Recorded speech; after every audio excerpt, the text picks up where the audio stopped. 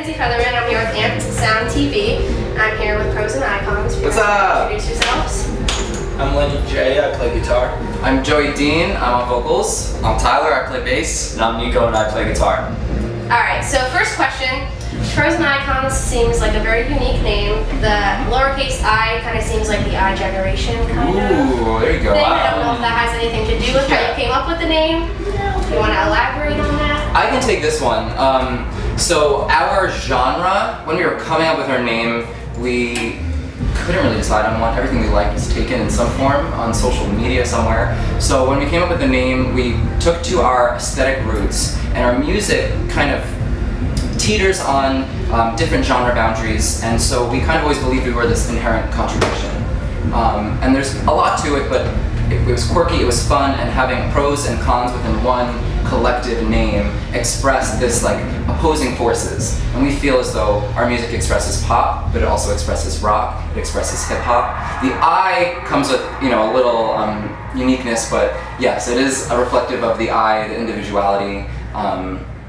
The millennial generation and internet, we kind of wanted to attach to that con in some aspect, because we feel as though the movement of music and becoming millennials taking away from a lot of what music was. We're inspired by 1980s rock and roll, so we want to bring that back into the venue. So it's this big, celebration, this big anarchical party.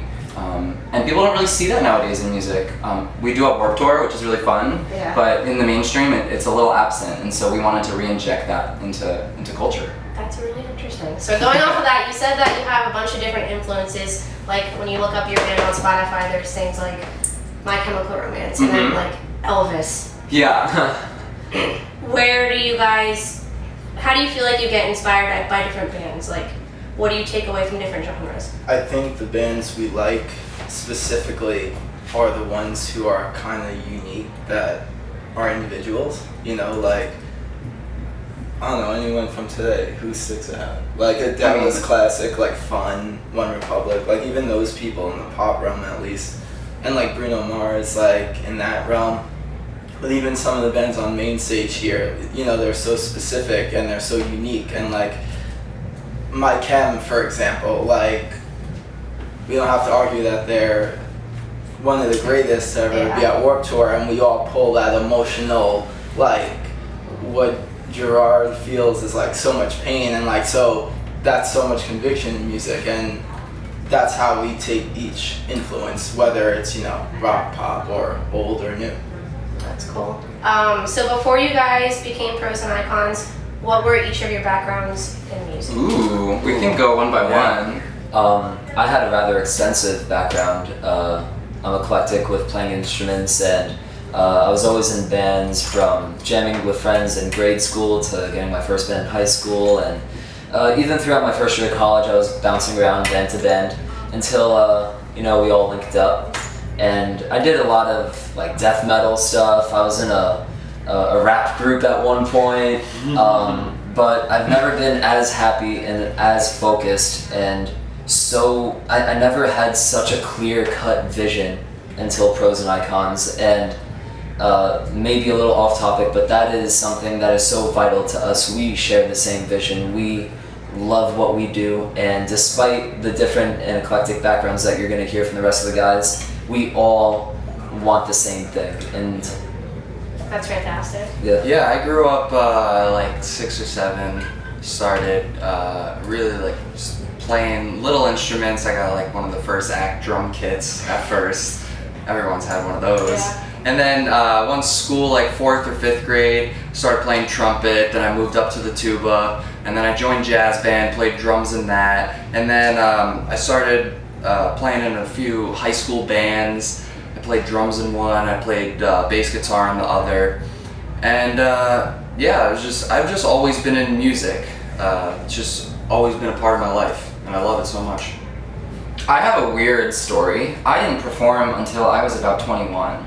So Pros and Icons was virtually my first endeavor. I had horrible stage fright growing up, despite the fact that I had a family that was very absorbed in music. My grandma was an opera singer, my cousin is a pop singer, my other cousin, who is drumming for us currently, is a drummer and has worked with bands for the past, 10 years. So we are very exposed to the music scene, but growing up, I was just this kind of strange hybrid, this inherent contradiction where I just teetered between so many boundaries, and I was masculine, I was feminine, I liked sports, but I liked poetry, and growing up, I was a little ostracized for it, and when I was young and I wasn't able to really deal with that, I thought that exposing myself on stage, being a singer, was being sensitive. And so I kind of steered away from it. I didn't want it to be this window into my truth, into my soul, who I truly was, and I kind of wanted to keep people at bay. So I was very quiet, I was observant. I wrote a lot, and I sang, behind closed doors. I did take lessons at a young age. But when I was in college, I pushed myself forward. I convinced myself that if my college ever did a production of Rent or Spring Awakening, I would audition, and lo and behold, I did go to a performing arts school, and the students put on a production of Rent, and I was casted as Mark, and that was my first performance.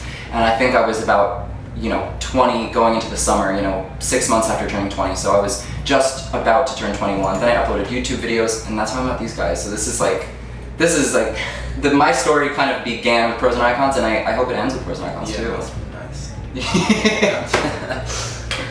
Well, I started music late too, actually, when I was like 17, I think, and I started playing guitar, and then played a few shows in high school, crappy garage band music, and then in college I went to school for business and also music, and senior year is when I met these guys. Actually, they were in a different school, and I met them and we started jamming, and then things kind of like escalated quickly, and now this is my career.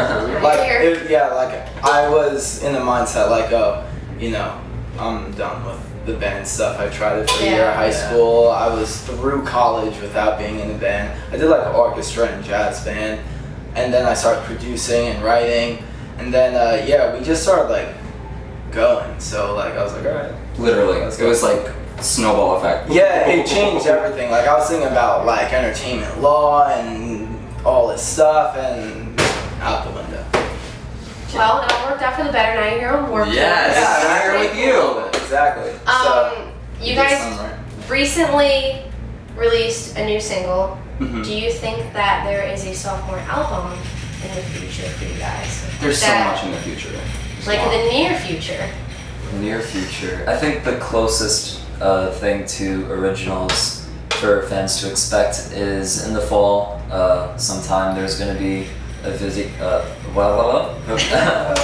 Spaz, a new music video for a new single.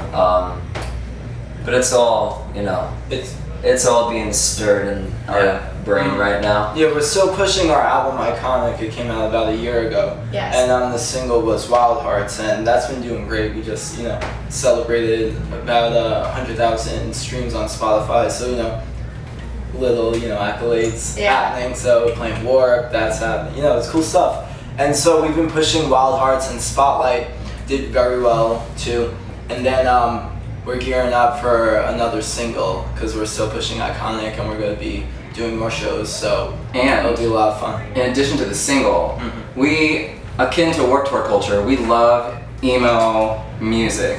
And so the songs that we have currently, we are going to re-envision in an acoustic setting, and we'll be releasing that in conjunction later this year. And those are kind of this very primal revisitation and reimagination for us, because it's very akin to what we grew up with, which was this Warped Tour culture, this kind of emo rock when 2007 was a big deal. That's kind of what inspired us to follow this, and our acoustic songs will touch upon that.